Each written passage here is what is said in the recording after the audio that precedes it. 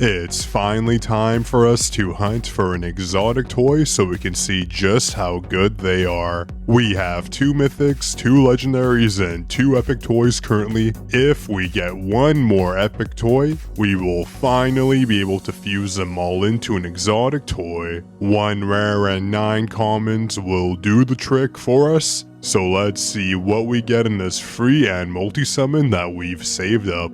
We start with a common toy, which isn't a surprise. There is an 11% chance per pull for us to get a rare, so we should at least get one, statistically speaking. So here we go, and oh wow, we not only got a rare toy, but we managed to get an epic toy as well. That could not have been timed any better. Let's go ahead and start fusing our toys together. So we have 3 legendaries. I have this amazing miner toy lined up since, as we know, currently miner is the best slime, so I want to turn this toy into a mythic and unlock that 3rd attribute. And for those of you wondering, as long as you have critical hit damage and companion damage for an exotic toy, you are set. We're just hoping the devs don't do us dirty like they did on our last 2 mythic toys that we made,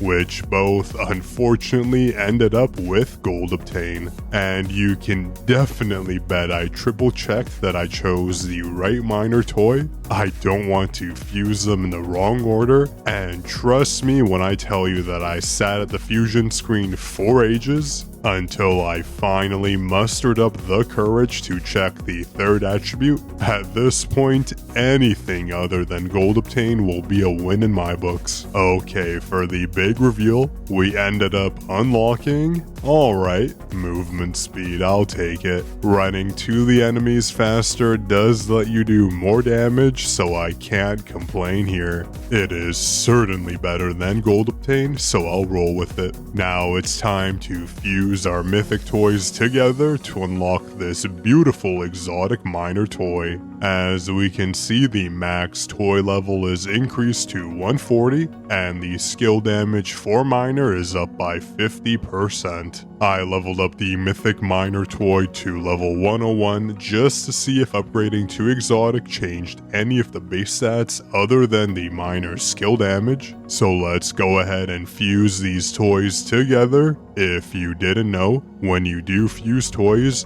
you are refunded the clockwork toy enhancements back, so you can use them on your newly fused toy, resulting in none of your resources being wasted. And here it is, our first exotic toy. The base values other than the minor skill damage didn't change, but we can now level this toy up to 140, which we're about to do. As you can see, each level increases our attack by around 10%, which is amazing. You can watch that attack amount on the toy skyrocketing with each level. One interesting thing to note here is that the base values for the exotic toy, when comparing it to a mythic toy at level 120, are different, as the exotic toy does have slightly higher stats. And as we start going past the level 120 mark, we start to see huge increases to attack. This is just absolutely crazy to witness how much of a boost exotic toys do provide. Our critical hit damage bonus is over 100,000 now, and as we approach level 140, the current cap for toys, our attack peaks at 530,000%. All that's left is for us to test and see how far we can push using this new toy. First off, I want to quickly jump into Dwarven King for a good comparison. Our previous highest record was 8.75 V damage and 181 chests using Ignis and our old mythic toy.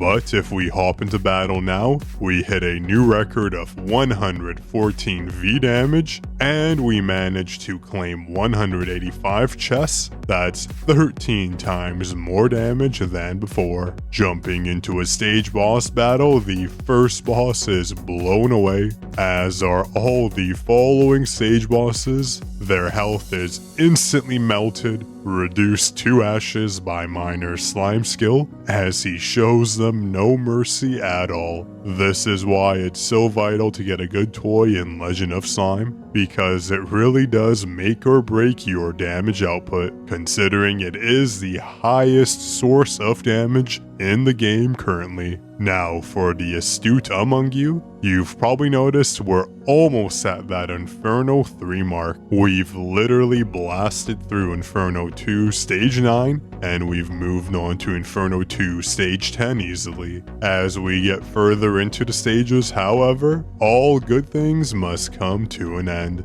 The Inferno 2 Stage 10-5 mark is where things become a bit more difficult, as the boss's health has increased heavily. And as you'll see here in just a few moments, Inferno 2 Stage 10-7 is the highest stage we can hit from this toy upgrade.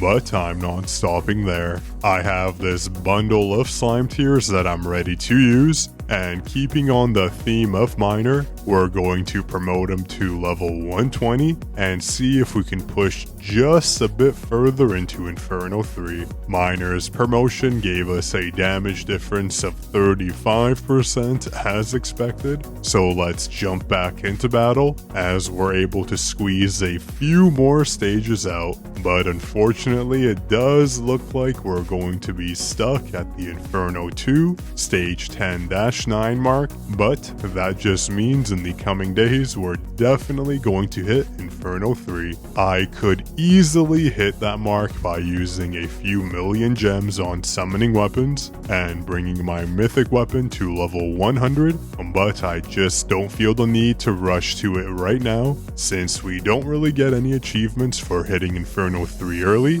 so I'll just stay as efficient as I can. The last thing I want to show you is this skill enhancement. Watch as we enhance and fuse all our extra skills together and get an exotic. Since we have all our skills other than our exotics to level 100, this will be a very common sight, where we see all those extra summons that we get from Dwarven King going straight into our exotic skills. My new favorite thing to see is seeing those irradiating comets pop up on the screen. Well, that's it for our exotic toy showcase. Drop a like and subscribe if you enjoyed, and stay tuned for more Legend of Slime content. In just a few days, I'll have some guides on the best build you should be using for Slime Legion and the best ring attributes you should be choosing, so I highly recommend you stay tuned until then and enjoy.